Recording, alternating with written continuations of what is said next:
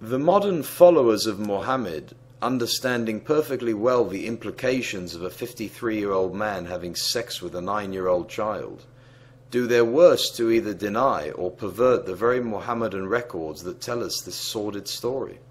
Please elaborate.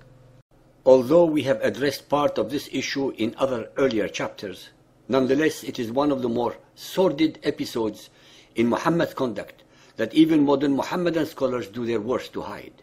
According to tradition, Muhammad married her when she was a child of 6 years of age, and he was 50 years old. So young, in fact, that she brought with her her toys. This evidence alone shows that psychologically and socially she was still an innocent and immature child. He consummated his marriage with her at the age of 9 years, when he was 53 years old. The waiting period of 3 years had to do with the fact that at that time Aisha had contracted a disease, whereby she temporarily lost all her hair. The so-called disease was actually due to the immense shock of a child being handed over to a much older person. Such psychological traumas can and do produce almost instant side effects, such as loss of hair or even hair turning white. Sahih al-Bukhari Hadith 6.399, narrated by Yusuf bin Mahik. I was in the house of Aisha, the mother of the believers. She said, "This revelation, nay, but the hour is their appointed time, and the hour will be more previous and more bitter," 54.46, was revealed to Muhammad at Mecca while I was a playful little girl. Sahih Bukhari 7.18, narrated by Ursa.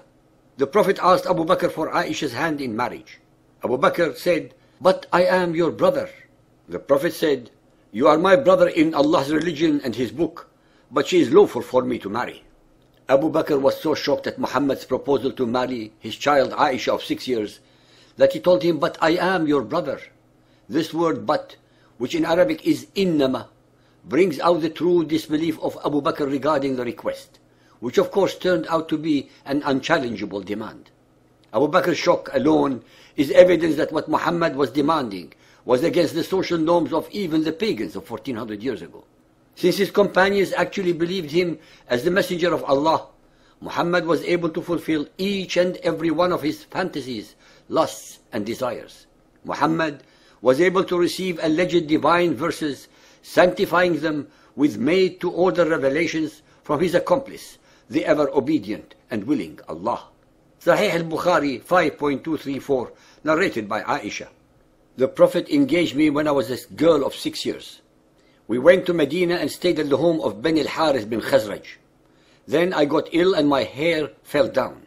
Later on my hair grew again, and my mother Ruman came to me while I was playing in a swing with some of my girlfriends. She called me, and I went to her, not knowing what she wanted to do with me. She caught me by the hand and made me stand at the door of the house. She halted me at the door, and I burst into laughter. I was breathless then, and when my breathing became all right, she took some water and rubbed my face and head with it. Then she took me into the house. There in the house I saw some Ansari women who said, "Best wishes and Allah's blessing and a good luck." Then she entrusted me to them, and they prepared me for the marriage. Unexpectedly, Allah's apostle came to me in the afternoon, and my mother handed me over to him. And at that time I was a girl of 9 years of age. The date of their so-called marriage was circa 621 CE, 1 or 2 years after the Hijrah. It is obvious that he did not consummate his marriage to her earlier because of her illness, an illness that came about due to the shock of the events that were taking place around a little uncomprehending child girl. Sahih Bukhari 9.139, narrated by Aisha. Allah's apostle said to me, "You were shown to me twice in my dream before I married you. I saw an angel carrying you in a silken piece of cloth, and I said to him, 'Uncover her,' and behold, it was you. I said to myself, 'If this is from Allah, then it must happen.'" Muhammad started dreaming of Aisha when she was less than 6 years of age. He wasted no time in fulfilling his desire, in spite of the fact that the object of his lust was a mere child. Is it normal for a man of 50 plus to dream of a union with a baby girl? As usual, Muhammad created a scene in association with the angels and Allah to justify the immoral and the unjustifiable. Sahih Muslim, Book 8, number 3311. Aisha reported that Allah's Apostle married her when she was 7 years old, and she was taken to his house as a bride when she was 9, and her dolls were with her. And when he died, she was 18 years old.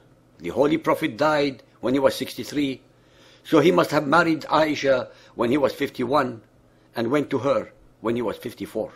Sahih Bukhari, Volume 5, Book 58, number 245, narrated by Aisha. I never remembered my parents believing in any religion other than the true religion, i.e. Islam.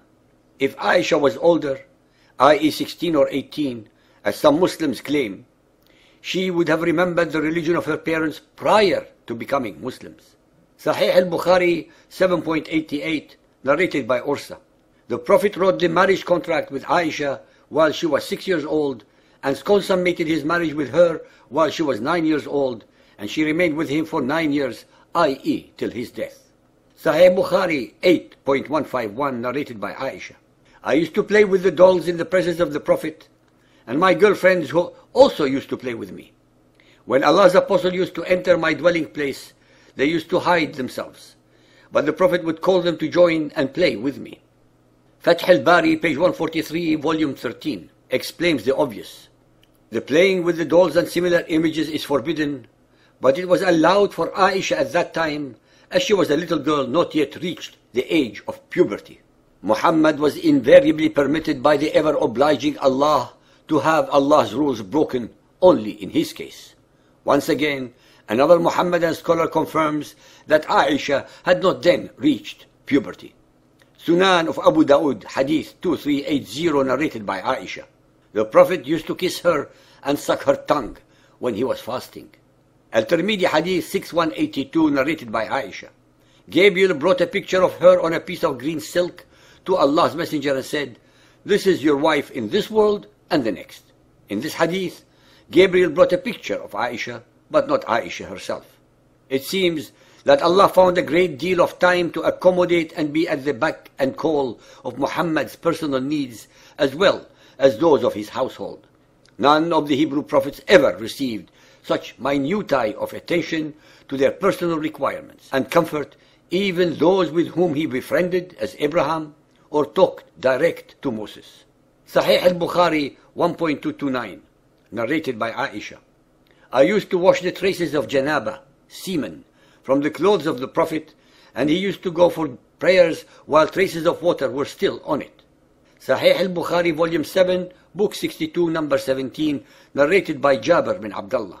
When I got married, Allah's Apostle said to me, "What type of lady have you married?" I replied, "I have married a matron." He said, "Why? Don't you have a liking for the virgins and for fondling them?" Jabir also said, Allah's Apostle said, "Why didn't you marry a young girl so that you might play with her and she with you?"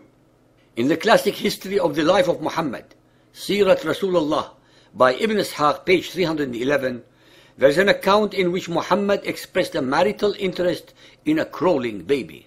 This event seems to have occurred around the time of the Battle of Badr, which would have made Muhammad approximately 55 years old. Suhaili 2.79 in the Riwayah of Yunus. Ibn Ishaq recorded that the Apostle saw her, al-Fadl, when she was a baby crawling before him and said, "If she grows up and I am still alive, I will marry her."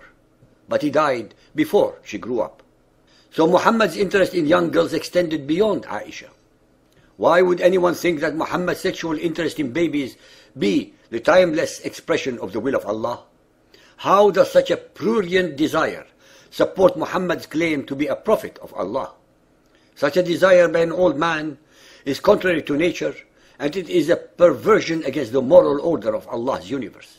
Ladies and gentlemen, so-called believers and unbelievers, be aware that in the Arabic language of Muhammad's time, a single word, nikah, meant having sexual intercourse, marriage, or rape. Since Aisha was 6 years old when she was so-called married to Muhammad, nakaha, which is way below the age of intelligent consent, and as the ahadith demonstrate, Aisha was his unwilling partner. When he penetrated her at the age of 9, the same word, nakahaha, is used. Yet again, consent was not given.